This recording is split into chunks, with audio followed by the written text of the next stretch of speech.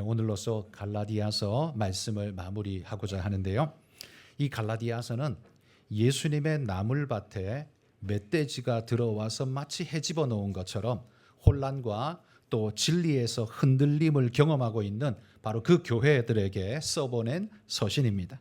그러다 보니 옳고 그름에 대한 분별을 강조하고 율법과 복음에 대한 첨예한 분별을 강조합니다. 그러다 보니 우리는 자연스럽게 율법이 아니라 복음이다라는 이야기가 너무 강조되다 보니까 율법은 마치 악한 것이고 잘못된 암덩어리인 것처럼 생각하기가 쉽습니다만 바울은 율법을 절대로 그렇게 말하지 않았습니다. 율법은 초등교사다 이런 식으로 비유하죠. 하나님의 아들을 그 때에 맞게 인도하는 정도까지의 역할을 맡은 일정한 역할을 하고 있는 것, 그 정도로 율법을 생각하는 거죠. 이제 하나님의 아들로 입적된 갈라디아 성도들이 아직도 마치 율법의 종인 것처럼 그거 해야만 구원 얻는 것처럼 거기 머리를 조아리고 있다면 그건 결코 있을 수 없는 일이다라고 바울이 강조합니다. 그러다 보니 갈라디아서 어감은 굉장히 단호하고 강합니다. 공격적이고 분명합니다. 자, 그러다 보니 또한 부작용도 있습니다. 우리가 율법, 행위로 대표되는 율법이 아니라 믿음으로 구원받았다라고 이것이 강조되다 보니까 우리는 마치 어떤 것도 하면 안 되는 존재인 것처럼 생각하는 경우가 생겨날 수 있는데요. 여러분, 그건 절대 아닙니다.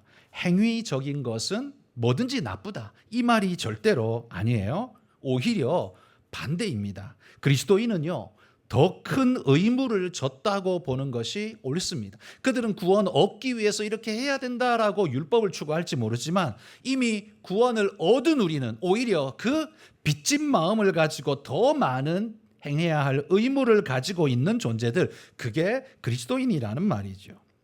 우리의 행위가 율법적이냐 복음적이냐라는 걸 구분할 수 있는 가장 쉬운 구별법은 아마 이걸 겁니다. 우리의 행동이 구원을 얻기 위해 무엇을 하고 있는가? 그러니까 to 구원, 구원을 향하는가? 아니면 구원을 얻었기 때문에 이렇게 하고 있는가? from 구원, 둘 중에 하나. 무엇이 복음적이겠습니까?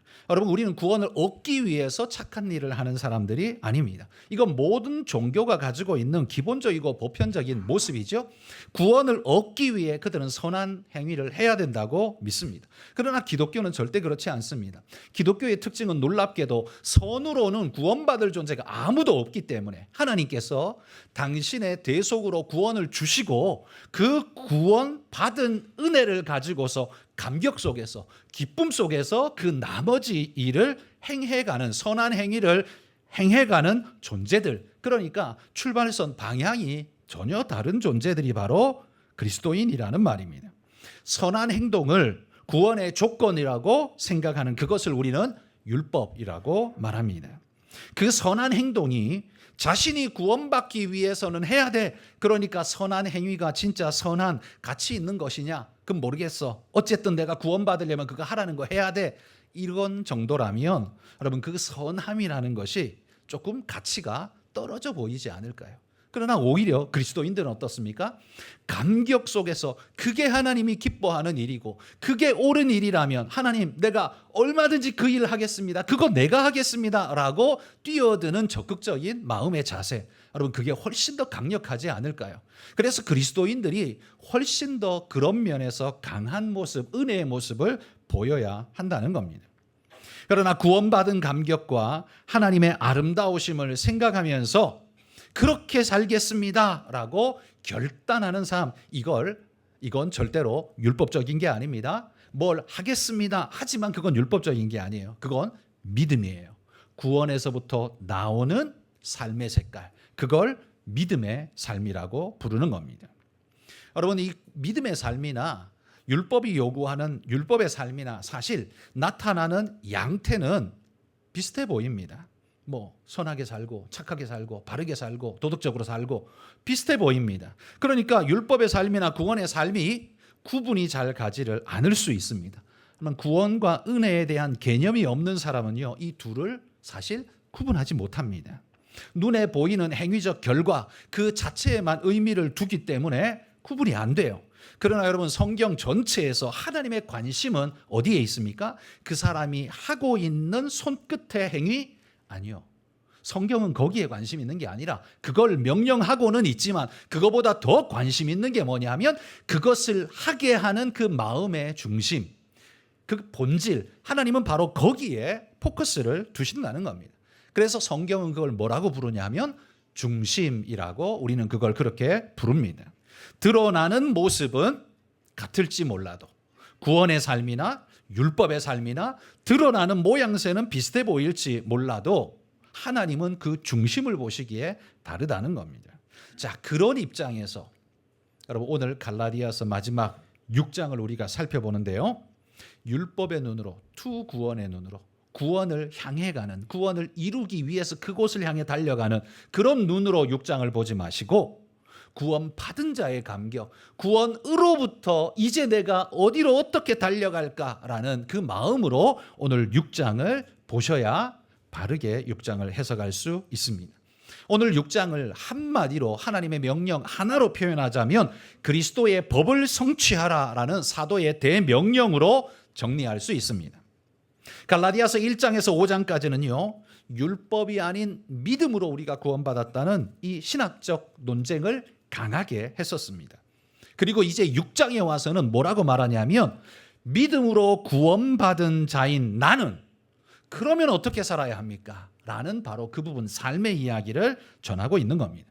그리고 그 6장 오늘 본문에서는요, 당신이 그리스도인 되었다면 4가지의 책무를 지고 그 책임을 지고 하나님 앞에서 행해가는 사람이 되십시오라고 오늘 우리에게 권면하고 있습니다. 우리가 행해야 할 4가지 어떤 게 있을까요? 살펴보겠습니다. 첫 번째는요, 1절에 보시면 범죄한 형제에 대한 책임을 너희가 다하라 라고 말합니다. 여기 1절을 이렇게 이야기 시작하죠. 사람이 만일 무슨 범죄한 일이 드러나거든, 이렇게 말합니다. 여기서 사람이라는 이 보편적인 단어는 그냥 세상의 모든 사람을 말하는 게 아니라요, 우리 믿음의 형제를 말합니다. 함께 믿고 섬겨가는 우리 공동체 중에 하나인 우리 형제가 혹시 범죄하게 되어서 미끄러졌다면 바로 그 이야기죠. 근데 여기서 범죄라는 건 뭐 하나님을 배도하고 지옥 갈 만한 뭐 살인을 하고 막 이런 거대한 죄를 이야기하는 게 아니라요, 여기서 범죄함은 유혹에 무너져 넘어진 그 허물진 모습, 지키려고 노력은 했다가 삐끗 미끄러져서 쓰러진 그런 허물진 모습, 바로 그걸 여기서 죄라고 이야기를 하고 있습니다. 그러니까 정죄하여 교회에서 내쫓아야 할, 내쳐야 할 그런 어마어마한 죄, 그런 게 아니라 누구에게나 일어날 수 있는, 그러나 우리가 일어나지 않도록 주의해야 하는데 그 유혹에 못 이겨서 푹 하고 쓰러져 버리는 경우가 있지 않습니까? 바로 그런 죄에 대한 이야기라는 말입니다. 그래서 저는 이걸 빙판길에다가 비유하고 싶습니다. 여러분, 빙판길은 누가 넘어집니까?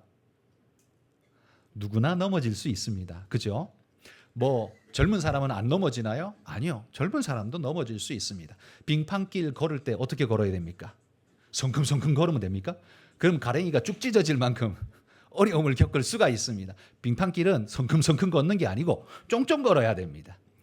잔걸음으로 걸어야, 그래서 왜 넘어지지 않도록 대비하면서 걸어야 해요. 잔걸음으로 걸어가야 합니다.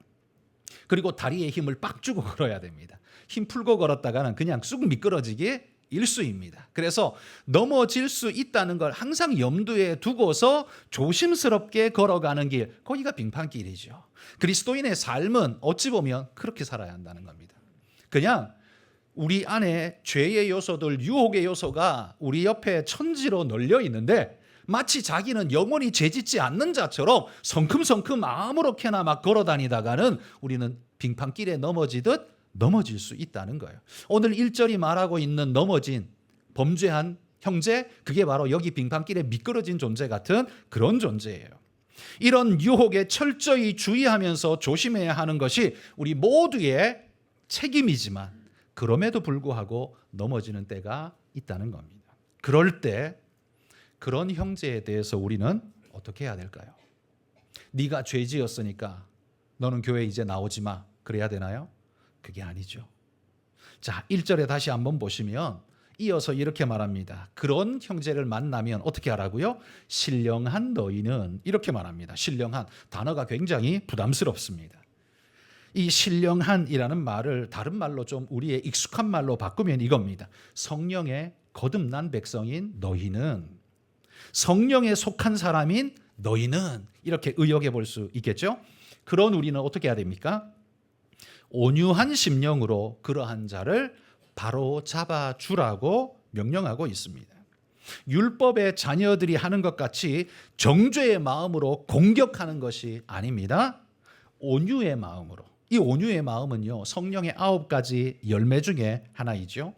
우리가 성령의 사람이 되었다면 죄에 대해서는 분명하지만 죄에 미끄러져 잠시 넘어진 사람에 대해서는요, 반드시 온유함으로 그를 붙잡아 일으켜 세워주도록 노력해야 합니다. 교회가 참 힘든 것이요, 선을 추구하고 하나님의 말씀을 추구하다 보니까 작은 범죄를 저지르더라도, 작은 죄에 빠지더라도요, 그것이 마치 용서받지 못할 죄에 빠진 것처럼 우리가 정죄하기가 되게 쉽습니다. 오히려 교인들이 또 신앙이 오래되면 오래될수록 이걸 용납하는 게 너무 어렵습니다. 그러나 여러분, 그거 우리가 잘했다 뭐 칭찬할 건 절대 아니지만 우리는 그 사람이 다시 일어날 수 있도록, 신앙으로 회복하고 돌아올 수 있도록 견제하고 밀어내는 게 아니라 품어주고 세워주는 역할을 계속해서 해야 됩니다.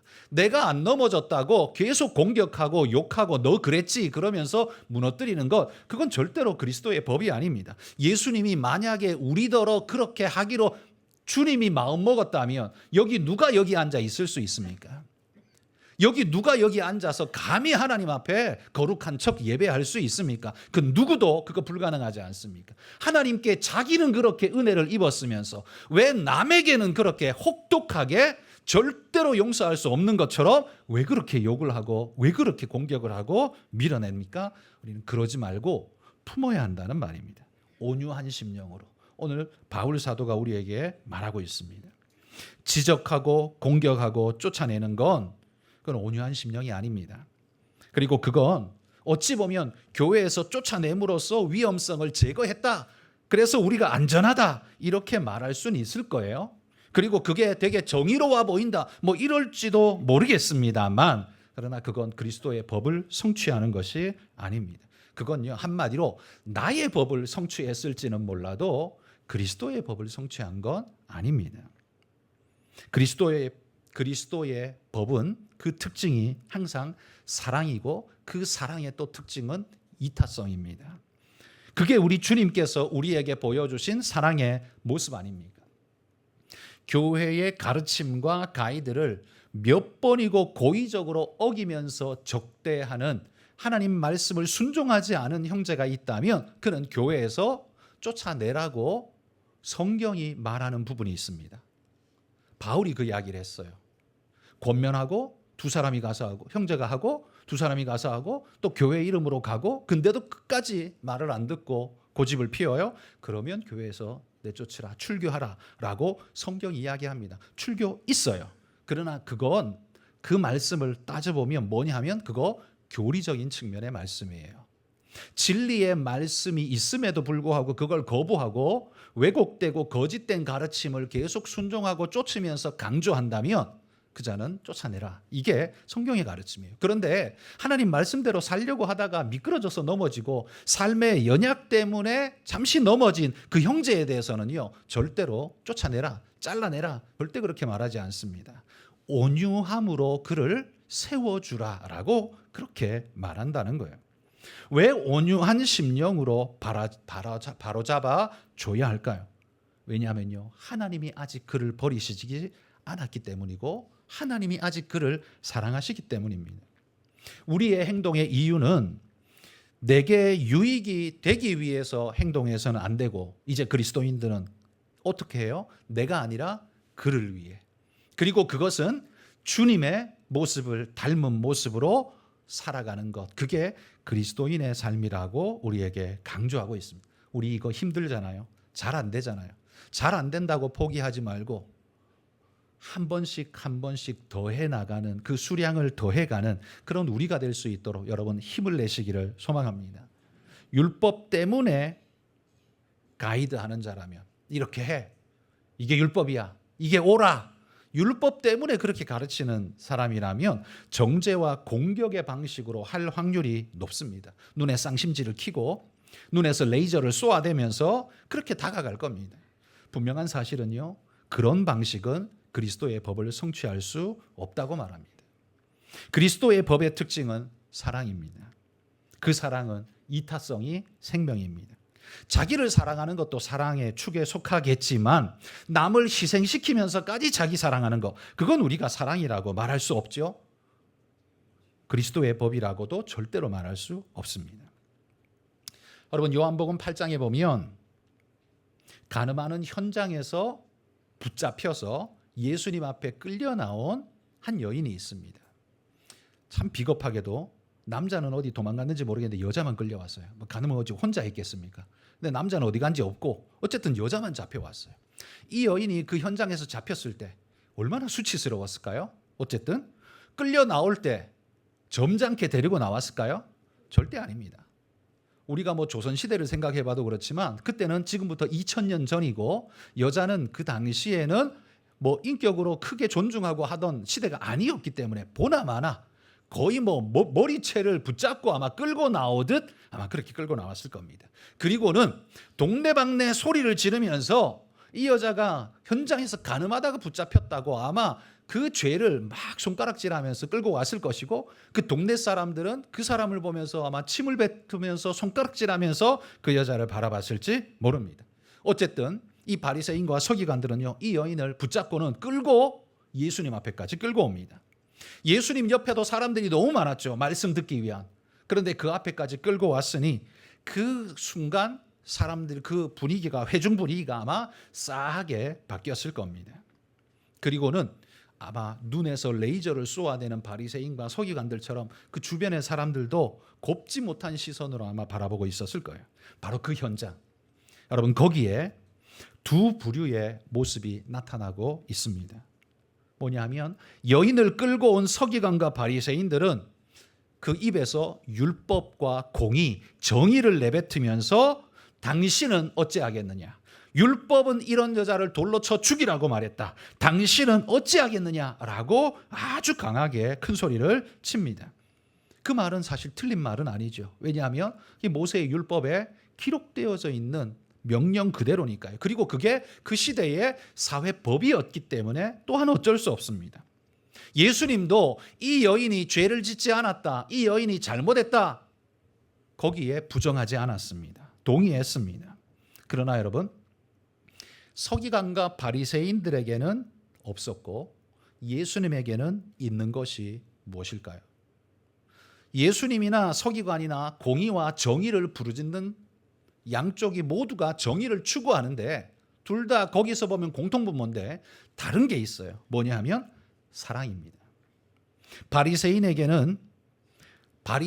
있어서 공의는 죄인을 무너뜨려서 죽음의 수렁에 던져넣는 것, 그게 그의 공의였습니다.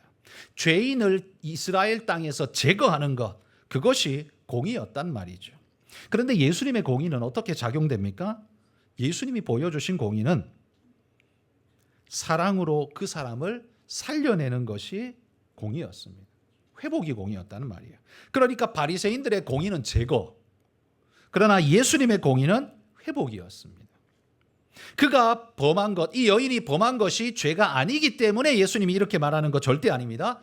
오해하시면 안 됩니다. 그리스도인들은 예수님께 다 속죄받았기 때문에 무슨 짓을 저질러도 괜찮아. 절대로 거짓말입니다. 절대로 거짓말입니다. 예수님이 그 여인에게 이렇게 말씀하셨어요. 가서 다시는 죄를 범하지 말라. 이 말은 예수님이 그녀의 죄에 대해서 네가 죄인이라고 말하는 겁니까? 아닙니까? 하는 거예요. 네가 죄 지었다는 걸 인정하는 거예요. 예수님도. 그렇지만 그러면서 거기에 또 뭐라고 표현하냐면 다시는 이라는 표현을 씁니다. 여러분, 이거 우리가 주목해야 되는데요. 예수님이 굉장히 강하게 썼어요.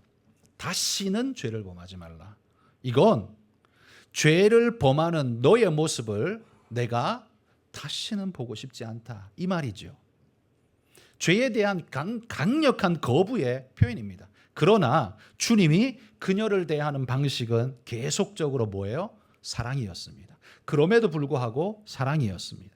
살리고자 하시는 주님의 사랑이죠. 바리새인들은 죽이려고 했고요. 둘 다 공의를 주장하는 두 부류인데 하나는 살리는 쪽으로 행하고 하나는 죽이는 쪽으로 행합니다. 여러분, 우리가 말하는 정의, 공의 이 둘 다 할 수 있어요. 죽일 수도 있고 살릴 수도 있습니다. 공의라는 이름으로. 그럼 우리는 어느 길로 가야 합니까? 그리스도의 법은 어느 쪽입니까? 살리는 쪽이라는 말입니다. 그러나 여러분 오해하지 마십시오. 제가 계속 강조합니다. 그리스도의 법은 죄를 무시하는 법이 아닙니다. 죄를 가볍게 여기고 괜찮아 예수님이 다 용서했어. 그렇게 말하는 게 절대 아닙니다. 여러분 그건 오히려 예수님을 욕되게 하는 겁니다. 만약에 예수님이 죄를 그렇게 가볍게 취급했다면 뭐하러 십자가 집니까? 그냥 하늘 위에서 야야 그냥 없던 걸로 하자. 됐어. 너 그냥 다 무죄.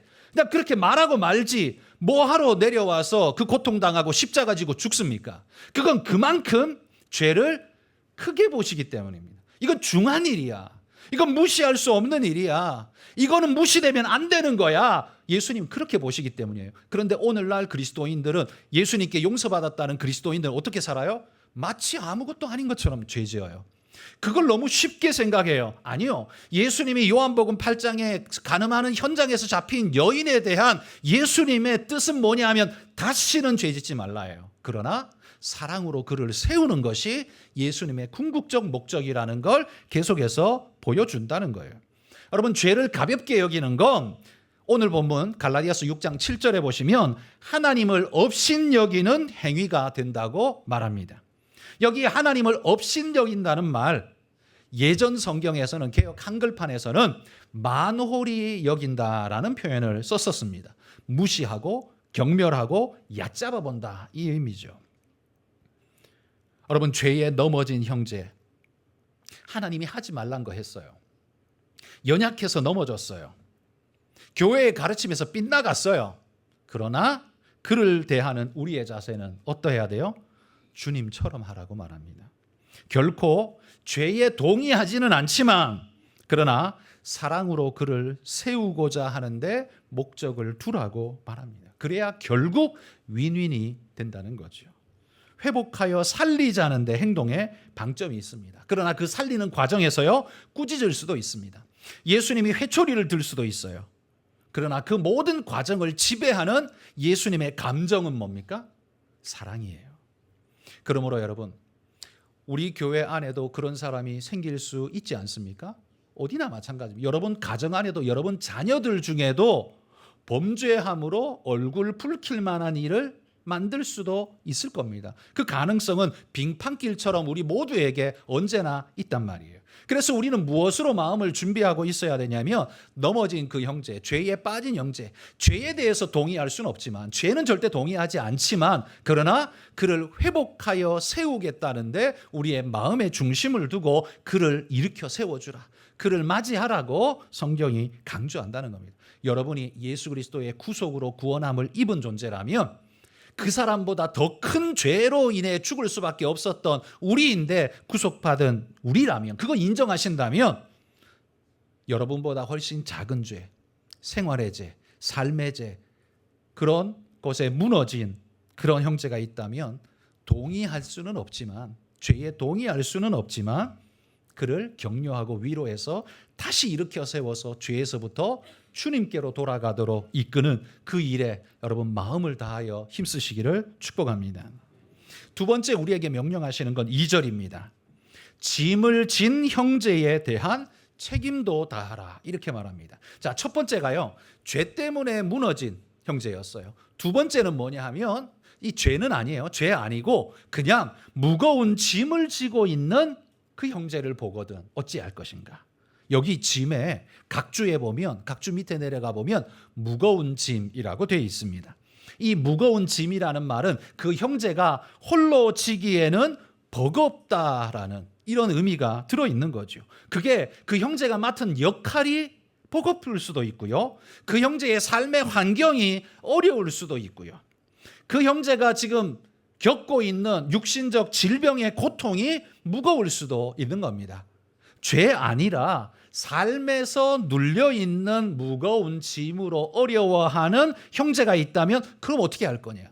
바로 그 이야기죠. 주님께서는요, 산상수훈에 이렇게 말씀하셨습니다.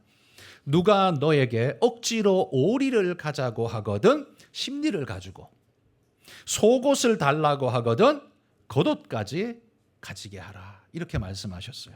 예수님의 굉장히 적극적인 답변이었습니다. 이건 뭐 아무도 생각지 못한 엄청난 충격적이에요. 그런데 이 예수님의 답변에도 보면요, 소극성이 있습니다. 뭐가 그러냐면 억지로 오리를 가자고 요구하거든, 속옷을 달라고 요구하거든. 그러니까 그 사람의 적극적 요구가 있을 때 더 크게 반응해 주라는 거죠. 그런데 오늘 갈라디아서 6장은 뭐예요? 짐을 진 형제를 보거든이에요. 뭐예요? 그 형제가 나한테 지금 도움을 요청한 게 아니라 힘들겠구나, 어렵겠구나, 네가 느껴지거든 적극적으로 달려가서 도와주라라는 거예요. 짐을 져주라라고 이야기를 하는 겁니다. 여러분, 우리가 율법과 복음을 나누면서 율법은 행위, 하는 것이고, 그러니까 은혜는 그 반대니까 안 하는 것이고, 아니에요. 절대 아닙니다. 율법은 하는 것이라면 은혜는 사랑으로 더 하는 것입니다. 안 하는 게 아니에요. 율법주의자들보다 훨씬 더 하는 게 그게 복음주의자들이에요. 그래야 된다는 말이에요. 그런데 동기와 이유가 서로 다른 거예요. 우리는 율법이 아닌 그리스도의 법을 성취하고자 하는 겁니다. 그러니까 구원, 이거 착한 일 해야 내가 구원 얻을 수 있어. 그러니까 착한 일 흉내라도 내보자. 이 사람하고요, 내가 하루 일당을 원래 10만 원 받아야 정상일 것 같은데 이 주인이 내게 1,000만 원을 줬어요. 이 주인이 나한테 나머지 이 일 정리 좀 하고 가시겠습니까? 라고 말할 때 나는 뭐라고 대답할까요? 아이고, 내가 당연히 해야죠 하고 내가 알아서 하지 않겠습니까? 이거 하면서 짜증 낼까요? 이거까지 나한테 시키고 하겠어요? 1,000만 원 받았는데? 절대 아니죠. 그러니까 감격과 기쁨 속에서 얼마든지 그 일을 할 거예요. 이게 그리스도인의 자세라는 말입니다. 왜? 예수 그리스도의 은혜로 내 모든 죄의 구속함을 덧입은, 모든 것의 용서함을 이미 받은, 그리고 저 천국을, 이 강남의 아파트, 뭐 30평대 아파트 하나 얻는 것도 수십억인데 저 하늘의 영원한 맨션을, 그것도 영원함으로 하나님이 우리에게 주셨는데, 뿐만 아니라 하나님과 함께 사는 은혜의 축복을 주셨는데, 여러분, 우리가 그 은혜를 얻었는데 뭘 아까워하겠습니까? 그런 의미에서 그리스도인의 출발점은 전혀 다르죠. 감격 위에 시작하는 게 그리스도인의 삶입니다. 율법은요, 억압 속에서 시작하는 거지만 복음은 감격 위에서 시작하는 거예요. 그래서 그리스도인의 삶이 달라지는 겁니다. 형제의 아픔을 비켜가지 않는 것. 우리는 모든 사람의 어려움을 다 도와줄 수는 없습니다. 그러기에 적어도 가까운 형제에 대해서만큼은 여러분, 우리가 최선을 다해서 도우려고 노력해야 합니다. 예를 들어서 나는 딴 사람은 어떻게 못하지만 내 옆에 나의 가까운 친구 3사람은 내가 최대한 돕고 신경 쓰고, 적어도 힘들면 내가 손 붙잡아 주면서 위로의 말이라도 내가 꼭 하겠습니다. 내가 돌보는 사람, 이 3사람은 꼭 그렇게 하겠습니다 라고 마음 먹는다고 생각해 보십시오.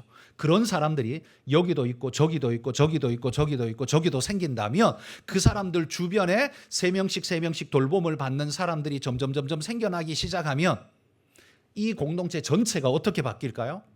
그게 다 아름다운 선함으로 바뀌게 되지 않겠습니까? 이게 그리스도의 법이에요. 그렇게 하면 10만 원 줄게. 뭐 나라가 할 수 있는 건 그거겠죠. 그거 안 하면 벌금 5만 원.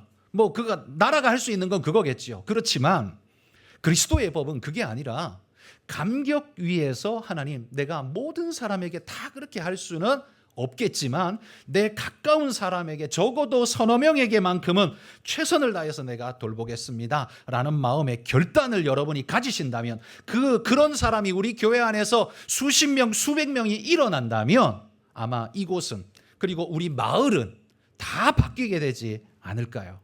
여러분 그런 은혜의 역사가 우리에게 있어지기를 축복합니다. 우리 교회도요 흑석동에 있습니다. 그래서 제 결단이 그겁니다. 하나님, 내가 대한민국 전체에 서울 땅 전체를 어떻게 할 수는 없지만 적어도 이 흑석동 안에서만큼은 우리 교회가 여기 있어야 할 이유를 가진 교회가 되기를 소망합니다. 그리고 돌보고 나눔의 필요가 있는 이들, 내가 저 용산구까지도 못 가고 저 미아동까지는 못 가지만 적어도 흑석동 안에 힘들고 어려운 이들, 어르신들 혹은 힘든 이들 있다면 도울 수 있는 길을 조금이라도 찾아가는 그런 교회가 되기를 소망합니다. 여러분, 이게 우리 교회의 섬김위원회를 만든 시작점 기도입니다. 우리는 모든 걸 다 할 수는 없어요. 나한테 왜 저 대구에 있는 사람은 안 도와주냐? 그렇게 말씀하지 마세요. 못해요. 세상 사람 어떻게 제가 다 도와줍니까? 그러나 우리가 우리 옆에 있는 가까운 형제, 그들만이라도 우리가 도울 수 있다면, 그래서 적극적으로 돕는다면, 그것이 물결이 되어진다면 여러분, 우리 대한민국은 바뀌고 또 바뀌게 될 줄 믿습니다. 오늘 주님이 말씀하시는 게 그겁니다. 너무 짐진 형제를 보거든 가서 짐을 서로 져줘라. 여러분, 그렇게 짐지는 분 되시기를 축복합니다. 세 번째는요, 4절과 5절에 보시면 자기에 대한 책임을 다하라 이렇게 명령합니다. 형제의 짐을 져주려고 우리가 노력하지만 그러나 너 자신에 대해서는 네가 책임져라 이렇게 말씀한다는 거예요. 그러니까 되게 이게 앞뒤가 안 맞는 말처럼 느껴지기도 합니다. 아니, 남의 거는 도와주면서 왜 내 거는 패기치지 말고 네가 해라 이렇게 말하는 것처럼 들리잖아요. 그렇게 애쓰셔야 합니다.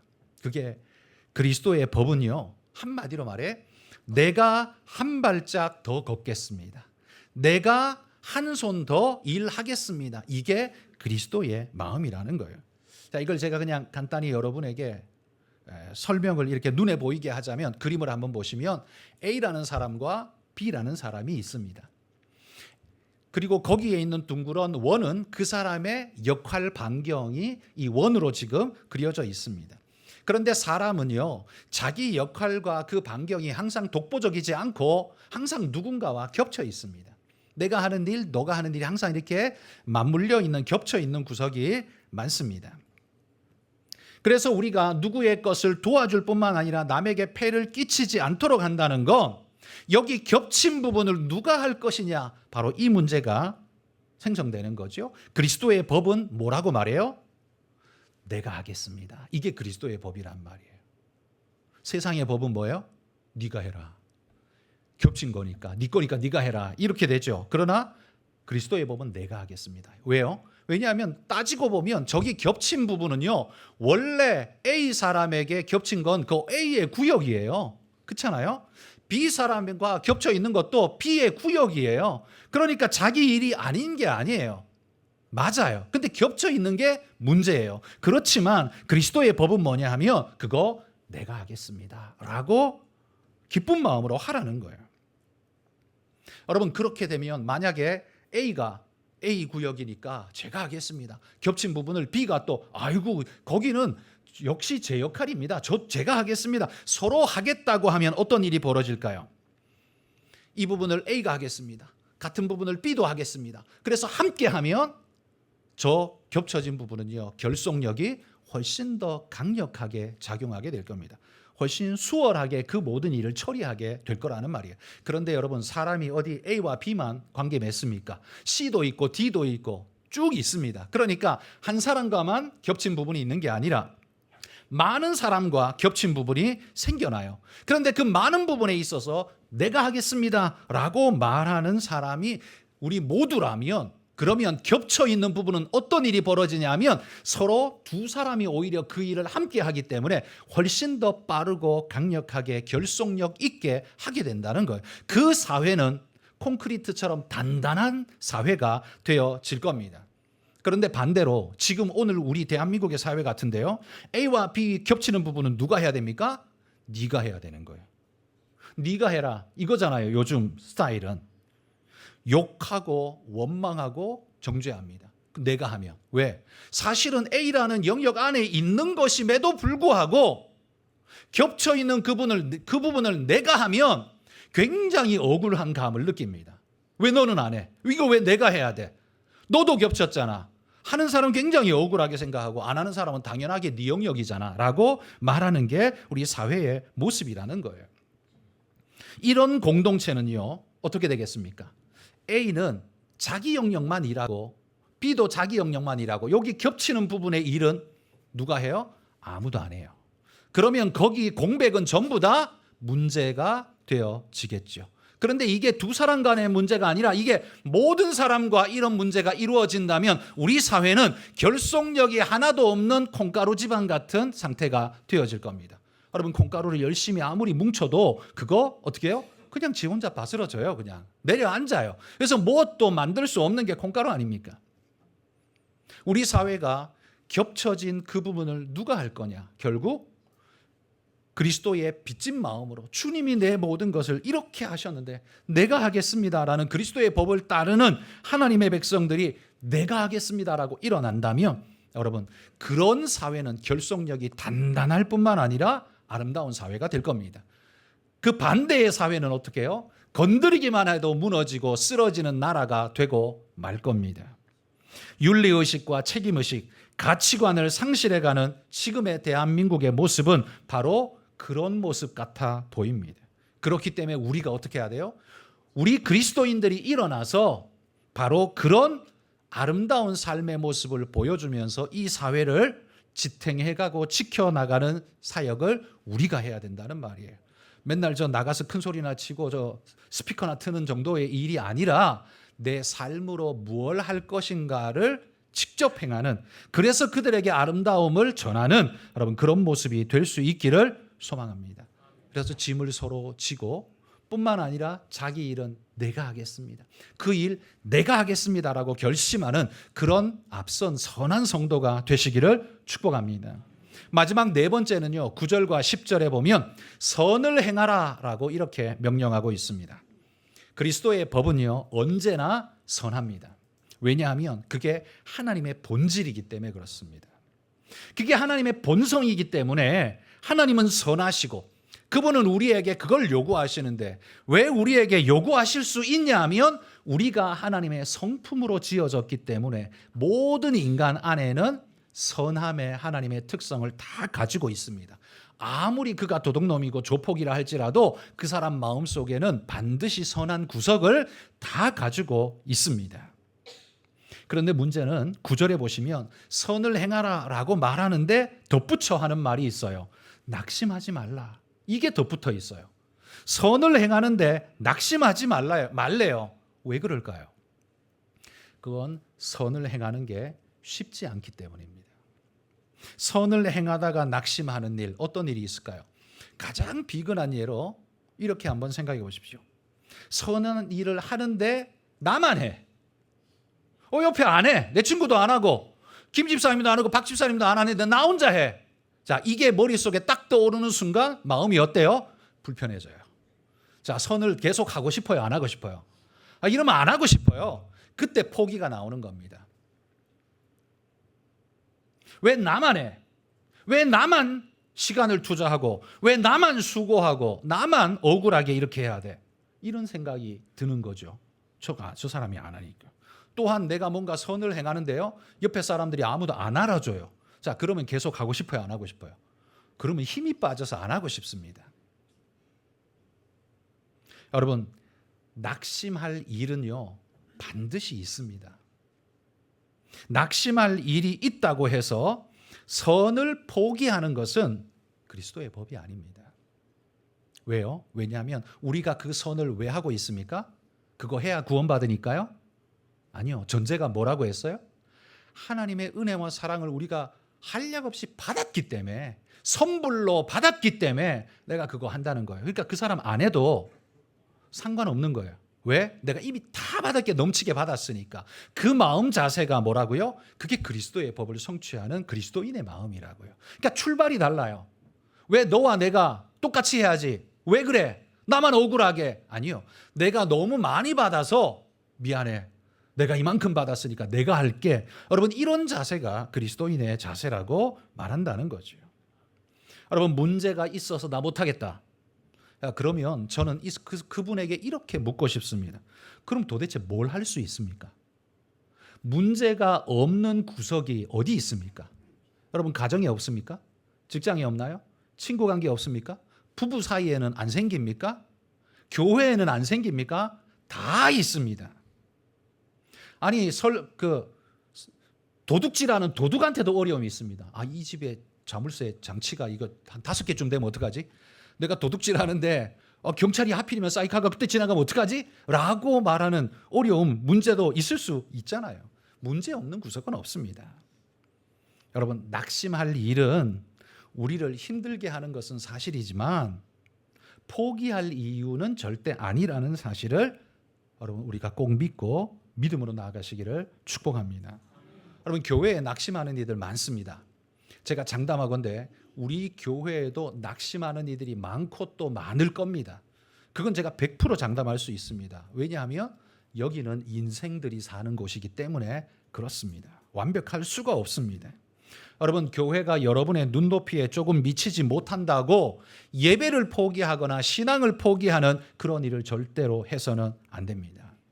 목사가 설교를 조금 못할 수도 있습니다.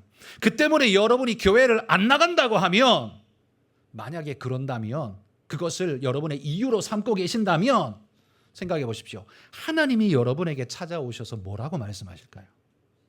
하나님이 여러분에게 찾아오셔서 그러기도 하겠다. 나도 그 설교 들어보니까 되게 재미없더라. 그러실까요? 여러분, 이삭이 우물을 팔 때요, 대적들이 계속 와서 그 우물 빼앗아 갔잖아요. 여기 파면 여기 거 빼앗아 가고 저기 파면 저기 거 빼앗아 계속 빼앗아 갔어요. 그렇지만 이삭은 우물 파는 거 포기하지 않았습니다. 왜 그래요? 우물 없이는 살 수 없으니까요. 무조건 파야 되는 거예요. 그게 생명이라고 믿으니까요. 여러분, 여러분이 예배를 왜 쉽게 포기하십니까? 그게 생명이라고 생각하지 않기 때문입니다. 예배를 왜 쉽게 포기해요? 드릴 수 있으면 드리고 아니면 다음에 나중에 기회 되면, 이걸 생명이라고 생각하지 않기 때문입니다. 그러나 그게 생명이라고 생각하는 사람은요, 누가 뭐래도 무슨 일이 터져도 교회를 옮겨서 다른 교회 가서 예배 드리는 한이 있어도 예배 드립니다. 예배 드려요. 그게 정상이지 않나요? 여러분, 우리 교회가 문제가 너무 심각해서 여러분이 여기서 도저히 은혜 받을 수 없겠거든, 다른 교회 가세요. 제가 미리 허락해 드립니다. 우리 교회에서 도저히 내가 은혜 못 받겠다 싶거든, 다른 교회 가세요. 괜찮아요. 여러분의 하나님 앞에서 신앙을 지키고 믿음 지키는 게 중요하지, 여기 나오는 게 더 중요한 건 아니에요. 여기가 문제가 생겨서 일이 터질 수 있어요. 그럴 가능성은 어디나 있어요. 왜? 인생길은 다 빙판길 같기 때문에 다 그럴 수 있어요. 그러나 여러분, 그걸 핑계 삼아 신앙을 버리고 예배를 버리고 하나님을 버리는 어리석은 일을 절대로 하셔서는 안 됩니다. 여러분, 나는 그리스도의 법을 성취하고 있는가 한번 돌아보십시오. 그리스도의 법은 이미 그리스도에게서 받은 은혜의 축복이 너무 많아서 감격스러워서 그 다음에 출발하는 거예요. 내가 이거 하면 뭐 줄 건데요? 내가 이거 알바비 주나요? 그거 아니에요. 이미 받은 게 너무 많아서 감격으로 출발하는 거, 시작하는 거, 그게 봉사고, 그게 섬김이고, 그게 우리가 해야 할 일이라는 말입니다. 여러분, 우리에게는 힘든 것도 있고 낙심할 것도 반드시 있습니다만, 거기에 무너지지 않을 이유도 우리에게 분명히 있다는 사실을 꼭 기억하시길 바랍니다. 주님이 나 때문에 그 십자가를 지시고 당하셨다라는 사실, 하나님이신 그분이 나 때문에 그런 걸 당할 정도까지 하셨다면 내가 무엇을 못하겠습니까? 성도 여러분, 우리는 긴 시간 길진 않습니다. 9주밖에 안 되니까요. 갈라디아서의 부분을 살폈습니다. 신학적인 부분을 길게 살폈습니다. 그리고 오늘 우리는 삶의 이야기, 우리 지난 시간과 오늘 삶의 이야기를 살폈습니다. 진짜 중요한 것, 신학의 이야기를 왜 합니까? 삶이 새로워지기 위해서입니다. 여러분, 우리는 그리스도의 법으로 살아가는 사람이라는 사실을 기억하시기 바랍니다. 이것이 내 삶의 향기로 드러나지 않는다면 그 앞에 7주간 8주간 동안 했던 그 신학적인 그 계속적인 다툼, 연구, 그 모든 건 다 쓸모없는 일이 되어 버린다는 말입니다. 우리 삶이 중요하다는 말이에요. 여러분이 개인적으로 구원받는 것 여러분 개인이 중요하겠지만 우리 전체로서는요, 삶이 더 중요합니다. 여러분의 삶이 그리스도의 향기를 나타내는 그런 증거의 삶이 되시기를 주의 이름으로 축복합니다. 기도하겠습니다.